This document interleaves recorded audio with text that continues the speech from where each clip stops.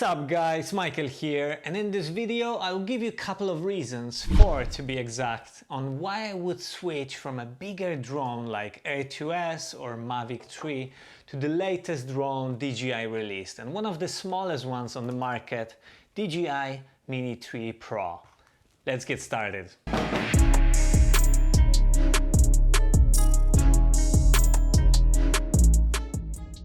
Reason number 1, which is a massive consideration for me, is drone regulations and ability of the Mini 3 Pro to fly under open category and A1 subcategory. What does it mean? Well, a lot of things. Because the drone is under 250 grams, it presents a very low risk of harm or injury to other people, so you can fly it above uninvolved people or objects. This allows for greater flexibility and safety when flying near people.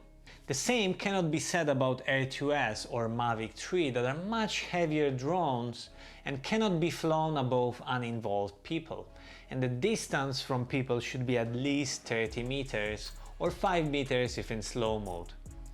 Mini 3 Pro is also much quieter and brings much less attention than the DJI big brothers. You still need drone operator license for Mini 3 Pro, however you will generally have an easier life with it when trying to use it in public. Just a disclaimer as well, I'm not a legal or drone regulation specialist. If you're based in EU, you can review ESA's website, link in the description, or contact your local drone training school for further details and certificates. The second reason is to do with speed and comfort of use. Few things to cover here would be how little there is to carry and also how quickly you can get the drone to fly. With Air 2S or Mavic 3, it would take half of my backpack to fit it.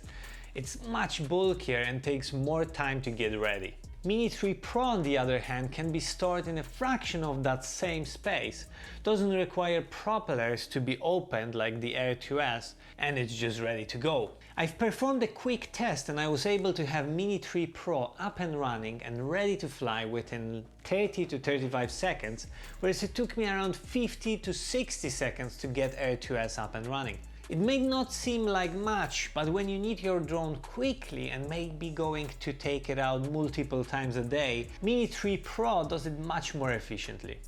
Vertical shooting is another reason why I would be keeping Mini 3 Pro.